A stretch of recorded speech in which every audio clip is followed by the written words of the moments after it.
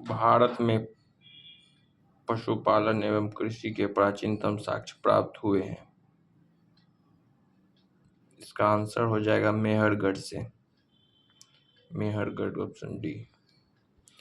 देखिए इसका डिस्क्रिप्शन, भारतीय उपमहाद्वीप में पशुपालन एवं कृषि का प्राचीन स्थल मेहरगढ़ को माना जाता था, जो 7000 ईसा पूर्व से 5500 ईसा पूर्व के मध्य मानव बसाव का क्षेत्र था। कुछ विद्वान मेहरगढ़ में पशुपालन का काल 8500 ईसा पूर्व से मानते हैं। नवीनतम खोजों के आधार पर भारतीय उपमहाद्वीप में प्राचीनतम कृषि साक्ष्य वाला स्थल उत्तर प्रदेश के संत कबीर नगर जिले में स्थित लौहरादेह है। यहाँ से 9000 ईसा पूर्व से 7000 ईसा पूर्व के मध्य चावल के साक्ष्य प्राप्त हुए हैं।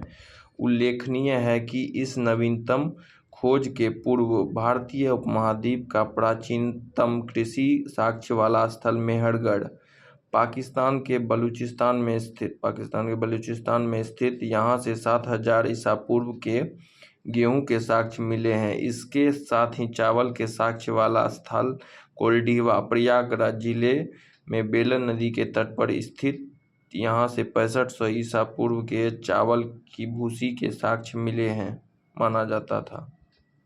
दूसरा क्वेश्चन, निम्नलिखित में से किसको कैल्कोलिथिक युग भी कहा जाता है? तो इसका आंसर हो जाएगा ताम्रपाषाण युग।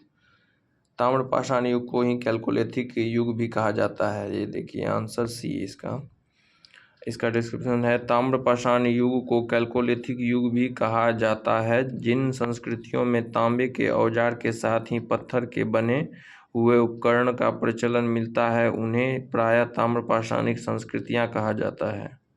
तीसरा क्वेश्चन है, हड़प्पा में मिट्टी के बर्तन पर सामान्यतः किस रंग का उपयोग हुआ था? तो ये क्वेश्चन का आंसर लगभग सभी कोई जानते होंगे, ये लाल रंग का उपयोग किया जाता था। ये देखिए क्वेश्चन का आंसर ये है लाल रंग। इसका डिस्क्रिप्शन यहाँ पे है।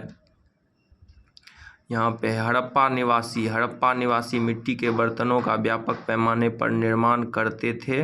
प्रारंभिक हड़प्पा सभ्यता में पैर से चालित चाक का पैर से चालित चाक का प्रयोग किया जाता था। परिपक्व हड़प्पा के दौर में हाथ से चालित चाकों का प्रयोग किया जाने लगा था। मतलब कि बाद में जब हड़प्पा सभ्यता एडवांस हो गया तो हाथ से चालित चाक का उपयोग किया जाने लगा था। डिजाइन के आधार पर इन बर्तनों की दो श्रेणियां थी, एक तो बिना डिजाइन वाले बर्तन तथा दूसरे चित्रित मृदभांडों को बनाने वाली मिट्टी में रेत का मिश्रण किया जाता था, जिनको पकाने पर यह हल्के भूरे रंग का रूप ग्रहण कर लेती थी। इन मृदभांडों के ऊपरी हिस्से में लाल रंग की पुताई कर दी जाती थी तथा निचले हिस्से में काले रंग से विभिन्न प्रकार की चित्रकारी की जाती थी। तभी के समय चित्रकारी भी हुआ करता था। चौथा क्वेश्चन देख लीजिए, सिंधु सभ्यता निम्नलिखित में से किस युग में पड़ता है? तो इसका आंसर हो जाएगा, लगभग सभी कोई जानते होंगे कि आद्य ऐतिहासिक काल से माना जाता है। सिंधु सभ्यता निम्नलिखित में से किस युग में पड़ता है? तो ये आद्य ऐतिहासिक इसका आंसर हो जाएगा, आंसर डी आद्य ऐतिहासिक काल का निर्धारण पठनीय लेखन कला के ज्ञान के आधार पर किया जाता है। लेखन कला के ज्ञान से पहले का कालखंड प्राग ऐतिहासिक कालखंड होता है। भारतीय इतिहास में 2300 BC से 600 BC का कालखंड आद्य ऐतिहासिक माना गया है। सैंधव सभ्यता आद्य ऐतिहासिक काल की सभ्यता है, क्योंकि यहाँ पर लेखन कला का ज्ञान तो है परंतु अभी तक इसे पढ़ा नहीं जा सका है, इसीलिए इसे आद्य ऐतिहासिक काल। और ये देखिए पांचवा क्वेश्चन, सिंधु घाटी सभ्यता की सबसे महत्वपूर्ण विशेषता क्या है?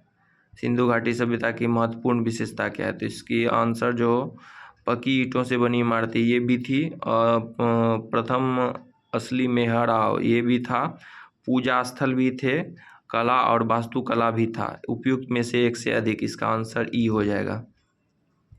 इसका डिस्क्रिप्शन देख लीजिए, सिंधु घाटी सभ्यता की प्रमुख विशेषता नगर नियोजन को माना जाता है। यहाँ नगर और कस्बे एक निश्चित योजना के अनुसार बसाए जाते थे। पक्की ईंट से बनी इमारतों में मोहनजोदड़ो का विशाल स्नानागार व अन्नागार प्रमुख है। इनकी सतह पक्की ईंटों की है, जिससे जिप्सम द्वारा जोड़ा गया है। पक्की ईंटों से निर्मित इमारतें सुनियोजित वास्तुकला, उन्नत व्यापार एवं वाणिज्य इस सभ्यता की प्रमुख विशेषता थी।